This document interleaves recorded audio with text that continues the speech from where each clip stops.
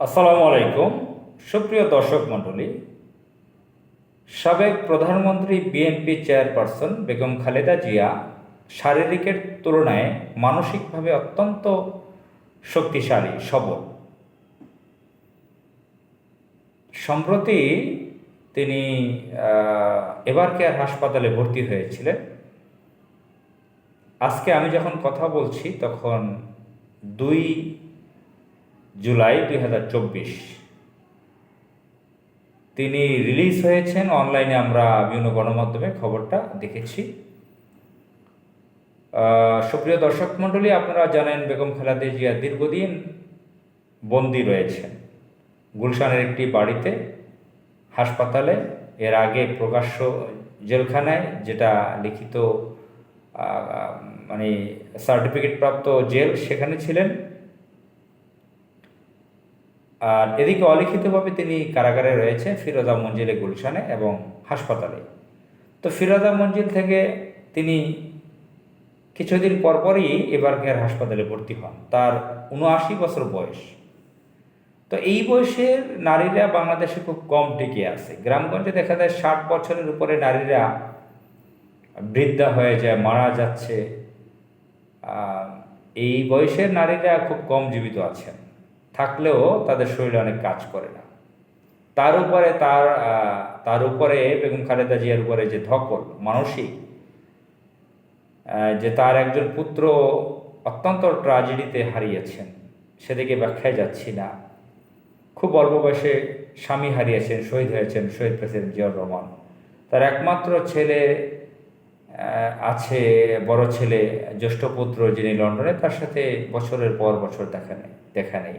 এবং তাকে নিয়ে যে ভারতীয় মদতপুষ্ট বাংলাদেশে যে অবৈধ সরকার রয়েছে, যে কুৎসা রচনা, যে বাজে মন্তব্য করে নিয়মিত গণমাধ্যমগুলো, ভারতীয় পাঁচাটা গণমাধ্যমগুলো তার বিরুদ্ধে বেপরোয়া, অত্যন্ত বিশ্রী, কুরুচিপূর্ণ বাজে কথা প্রকাশ করে প্রায়,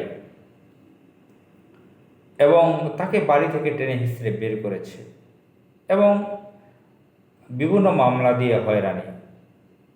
সব কিছু মিলিয়ে এই নারী জীবিত আছেন। কিছুদিন পর অনেকে মনে করেন হয়তো এখন মারা যাবে, হাসপাতালে গিয়েছেন। কয়েক মাস আগে তো তার দলের কিছু লোকজনই সামাজিক যোগাযোগ মাধ্যমে, ইউটিউবে বলার চেষ্টা করেছেন, টকশোতে, ইউরোপে আমেরিকার কিছু বিএনপিপন্থী লোকজন, তিনি হয়তো খালেদা জিয়া জীবিত নেই, তাকে বলা হয়েছে যে জীবিত আছেন, আসলে তিনি মারা গিয়েছেন, নানা কথা বলেছেন। তো তার আর্থাইটিস, ডায়াবেটিক, হাই প্রেশার, তার হার্টের সমস্যা। সম্প্রতি তার হার্টে পেসমেকার লাগানো হয়েছে। তার ফুসফুসে লিভার সিরোসিস, যেটা বলা, ফুসফুসের সমস্যা আছে, সেটার জন্য ইংল্যান্ডে চিকিৎসায় যাওয়ার কথা।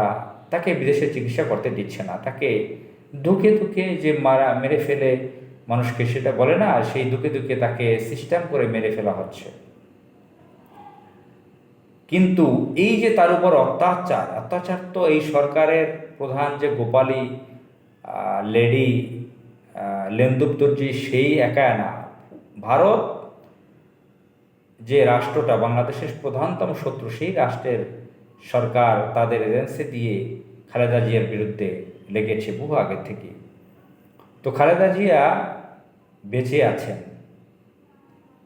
অনেকে তো সামান্য ব্যাপার স্যাপারে অনেক বিমর্ষ হয়ে যায়, চিৎকার করে, আর্তনাদ করে, বিলাপ করে, সারেন্ডার করে অবৈধ সরকারের কাছে ভয়ে, যে আমি সারেন্ডার করছি, আমি বিদেশে যাব, আমার এই সমস্ত ঝামেলা থেকে আমাকে মুক্ত করো, আমি প্রধানমন্ত্রী হতে চাই না, আমি দেশের পক্ষে কথা বলবো না, জনগণের পক্ষে কথা বলবো না, দেশের স্বাধীনতার সার্বভৌমত্বের পক্ষে কথা বলবো না। তিনি কিন্তু অনেক আগে রাজকীয় রয়্যাল জীবনযাপন করতে পারতেন, গুলশানে অথবা ইংল্যান্ড অথবা নিউ ইয়র্কের কোনো দামি শহরে, সেগুলো তিনি করেননি। আপসহীন নেত্রী। আমি বলছি না তিনি ইসলামিক কোনো দলের ভালো নেতৃত্বে আছেন, ইসলামিক সংগঠন তো সে অন্য হিসেব। পৃথিবীর ইতিহাসে এই যে ঘটনাগুলো, এ ধরনের নেত্রী খুব কম আছেন, পুরুষ নেতাও খুব কম আছেন। খালেদা জিয়ার মতন এরকম নীতির পক্ষে অটল বর্তমান বিশ্বে খুব কম আছে। মহান আল্লাহ তাআলা তাকে নেক হায়াত দান করুক, তাকে ক্ষমা করুক, তাকে সুস্থতা দান করুক, এটা কামনা। তো তার যে মেডিকেল বোর্ড, তার প্রধান ডাক্তার জেড এম জাহিদ তিনি জানিয়েছেন, ম্যাডাম মানসিকভাবে, শারীরিকভাবে অনেক সমস্যা হলেও মানসিকভাবে অত্যন্ত সবল, অত্যন্ত শক্তিশালী আছে। আমি মনে করি বাংলাদেশে যে অবৈধ সরকার আছে, ইন্ডিয়ার মদতপুষ্ট, তাদের কাছে এটা একটা অ্যাটম বোমার মতন, পারমাণবিক বোমার মতো। এটা তাদের কাছে খুব কষ্টের, গ্লানিকর। খালেদা জিয়া যে মানসিকভাবে সবল আছেন, তিনি এই সমস্ত অবৈধ শক্তিকে পরোয়া করেন না, চার আনার দাম দেন না। এটাই হচ্ছে এই যে বাতিল শক্তি, ইসলামিক ভাষায় এটা বাতিল শক্তি। আর বিএনপির ভাষায় বলতে গেলে যে যদি বলি তাহলে এই যে বাংলাদেশে অবৈধ সরকার আছে, তার বিরুদ্ধে যে ঘৃণা, তার বিরুদ্ধে যে দৃঢ় অবস্থান বেগম খালেদা জিয়ার, তিনি উন্মুক্ত নন, বক্তৃতা দিতে পারেন না, মানুষকে সাড়া দিতে পারেন না, সবাইকে নির্দেশ করতে পারেন না, আসুন, সবাইকে জড়িত করে কথা বলতে পারতেছেন না। তাকে বন্দি রাখা হয়েছে, কিন্তু তিনি কিন্তু নত স্বীকার হননি। যে সরকার চায় সে নতজানি হোক, বিমর্ষ হোক, ভেঙে যাক, মানসিকভাবে হাহাকার, চিৎকার করুক, কান্না করুক, বিলাপ করুক, এই সরকারের কাছে নরম হোক, নরম সুরে কথা বলুক, সেটা তিনি করেননি। এটাই হচ্ছে এই অবৈধ সরকারের জন্য একটি বড় খারাপ মেসেজ। তারা এটাকে খুব ভয় পায়।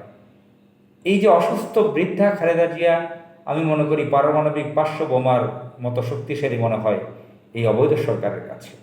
মহান আল্লাহ তাআলা ওনাকে নেক হায়াত দান করুক, সুস্থতা দান করুক। আমিন। আসসালামু আলাইকুম।